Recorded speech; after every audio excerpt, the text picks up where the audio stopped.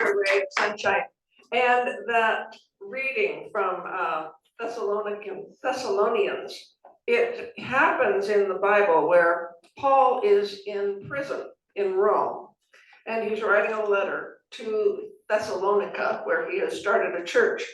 So he's sitting in a prison cell in Rome, and he writes, "Rejoice always."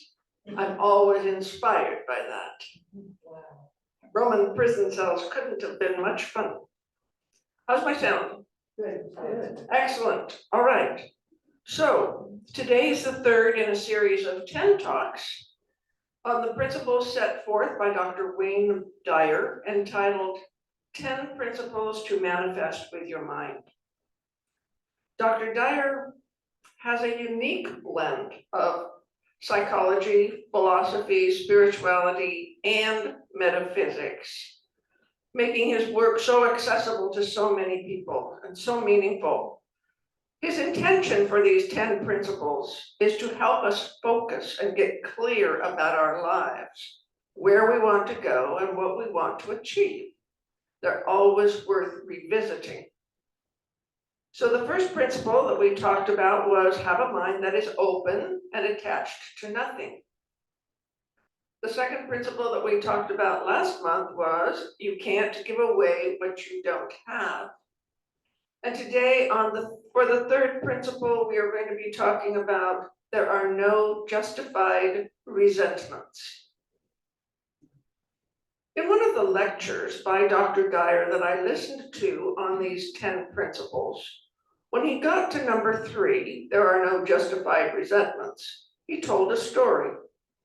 It's known simply as Teddy's story. It happened many years ago, and as far as I can ascertain, it is true.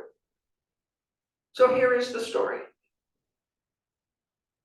Jean Thompson was a 5th grade school teacher, and as she stood in front of her class on the first day of school, she told the children a lie.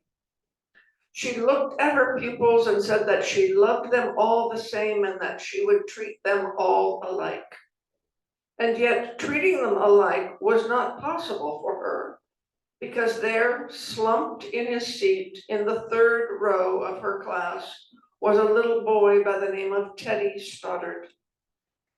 Mrs. Thompson had watched Teddy the year before and noticed that he did not play well with the other children. His clothes were unkempt and he was constantly in need of a bath.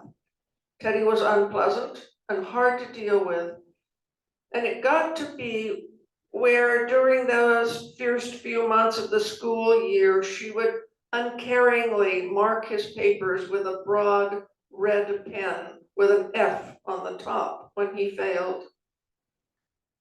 Because Teddy was a sullen boy, no one else seemed to enjoy him either.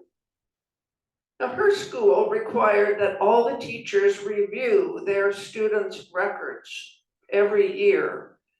And she put Teddy's off to the very last. And when she finally opened his file, she was surprised, to say the least. Because his 1st grade teacher wrote, "Teddy is a bright and inquisitive child."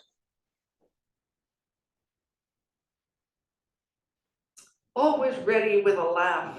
He does his work neatly and has good manners. He is a joy to be around.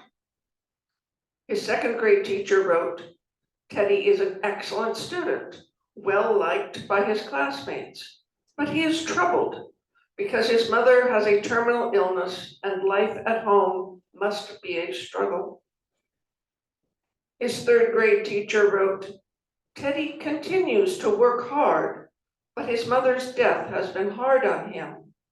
He tries to do his best, but his father doesn't show much interest, and his home life will soon affect him if something is not done." Teddy's 4th grade teacher wrote, "Teddy is withdrawn and doesn't show much interest in school. He doesn't have many friends and sometimes sleeps in class. He is tardy and could become a problem." And that problem was now sitting in the 3rd row of her class. and she realized exactly what the problem was. And at that point, she didn't have a lot of time to deal with Teddy, but it got thrust upon her because it was the last day before the Christmas break, and all the children brought her presents. All of the other children brought her beautiful presents, beautifully wrapped with ribbon. And Teddy brought her a small package wrapped in a cut up brown grocery bag.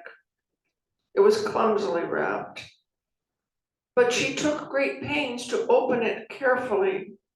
And inside she found a rhinestone bracelet with some of the stones missing, and a bottle of cologne that was 1/4 full. The children started to laugh, but she stifled their laughter as she exclaimed how pretty the bracelet was, putting it on and dabbing some of the perfume on her wrist. Teddy stayed behind that day, just long enough to say to her, "Mrs. Thompson, today you spelled just like my mom used to." After Teddy left, she cried a long time. And on that very day, she stopped teaching reading and writing and began to teach children. Jean Thompson paid particular attention to Teddy, and she worked with him. And as she worked with him, his mind seemed to just open up. And on a day when there was a test, she would be sure to wear the rhinestone bracelet with several rhinestones missing, and the perfume that had been Teddy's mother's. By the end of the year, he had become one of the brightest children in her class, and he had also become a pet of the teacher who had once vowed to treat all of her children the same. At the end of the following school year, she found a note under her door from Teddy, so that would have been the end of his 6th grade, telling her that of all the teachers he had had in elementary school, she was his favorite. And then 6 years go by, and she receives another note from Teddy. He wrote that he had finished high school, 3rd in his class, and she was still his favorite teacher of all time. 4 years after that, she got another letter saying that, well, things had been tough at times. He had stuck with it and stayed in school and would graduate from college with highest honors. He assured Mrs. Thompson she was still his favorite teacher. Then 4 years passed, and yet another letter came. This time, he explained that after he had gotten his bachelor's degree, he decided to go a little further. He told her again that she was still his favorite teacher, and he signed his letter, Theodore F. Stoddard, MD. Now, the story does not end there, as there was another letter that spring. Teddy wrote to say that he was to be married, and he explained that his father had died a couple of years previously, and since both his parents were now deceased, he was wondering if Mrs. Thompson might agree to sit in the chair reserved for the parents of the groom. And on that special wedding day, Jean Thompson wore the bracelet with the missing rhinestones. And on that special day, Jean Thompson wore Teddy's mother's fragrance. When Dr. Stoddard hugged Mrs. Thompson at the end of the service, he whispered to her, "Thank you for believing in me. Thank you so much for making me feel important and showing me that I could make a difference." Jean Thompson, with tears in her eyes, whispered back, "Teddy, you were the one who taught me that I could make a difference. I did not know how to teach until I met you." It's a wonderful story.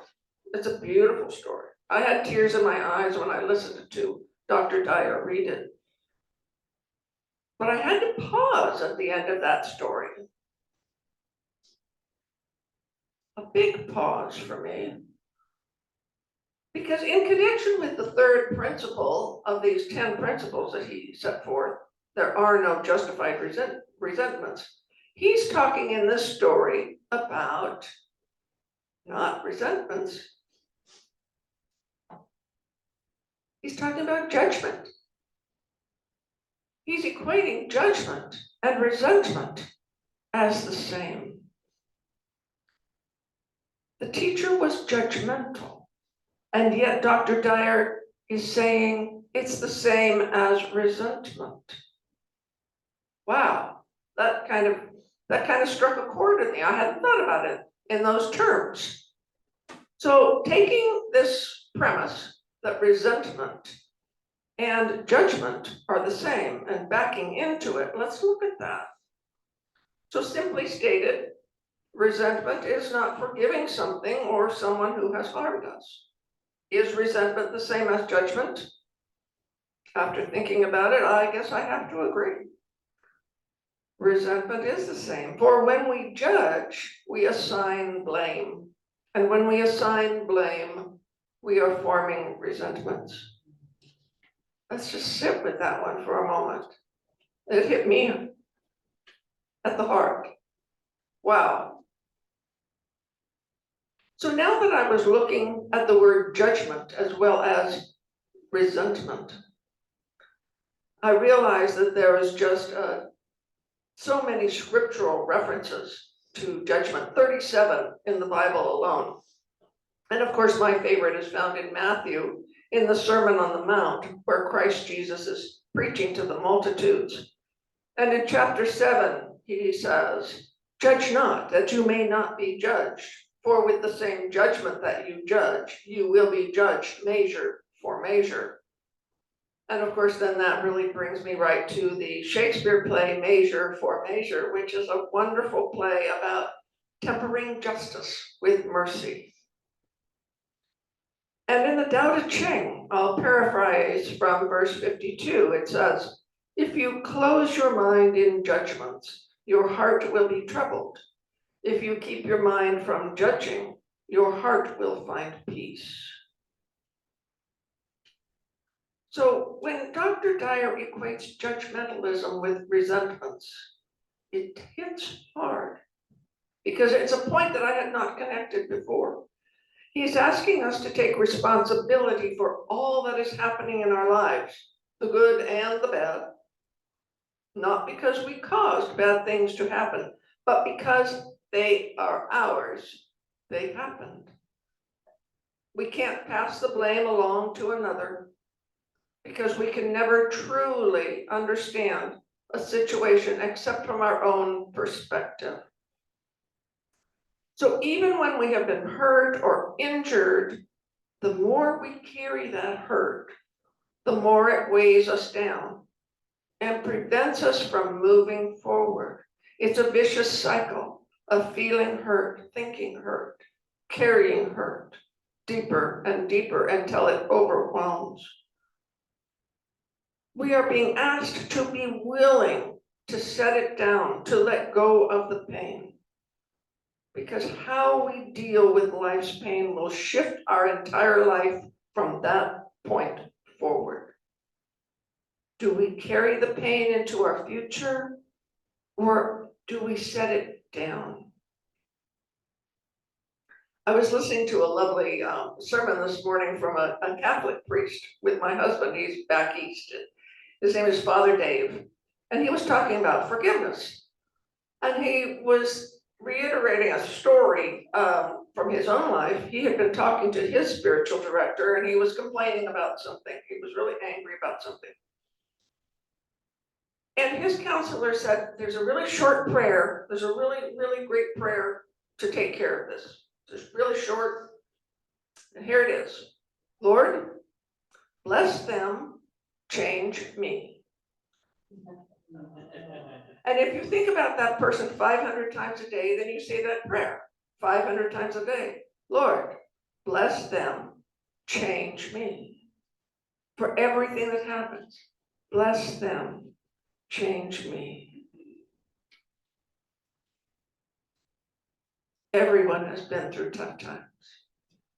and we are all called to be responsible for and to our own life. And Dr. Dyer is asking us to take charge of our life and all of the things in it, no matter what is going on. And as we take responsibility, we own it, we accept it, and our part in it. And then we strive to heal it, to forgive it, to move on. But where do we even start? Sometimes it just looks so big. Where do we even start? Well, I would suggest that we start with self-compassion. Start within and let it grow from there. Because being resentful can be a coping mechanism. But now it is time to be kind to yourself. And self-compassion is one of the best things we can do. For after all, we judge past actions by present knowledge. If we knew then what we know now, would have we done it? Probably not, maybe. Yes, that is funny.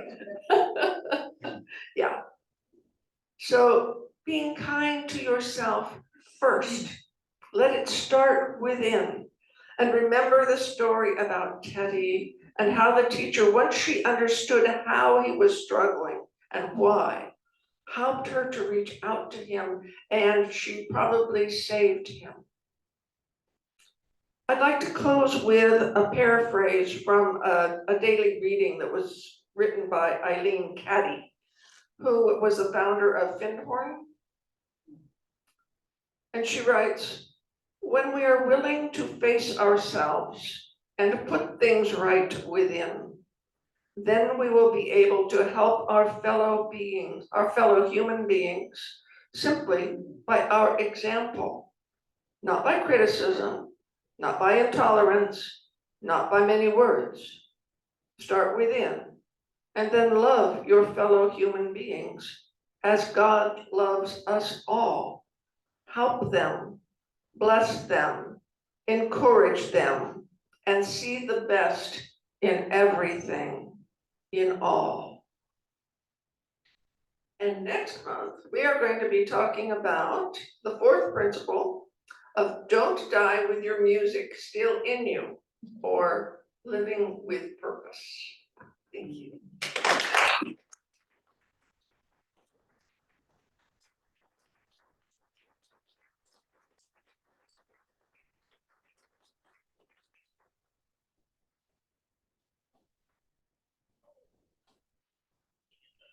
Well,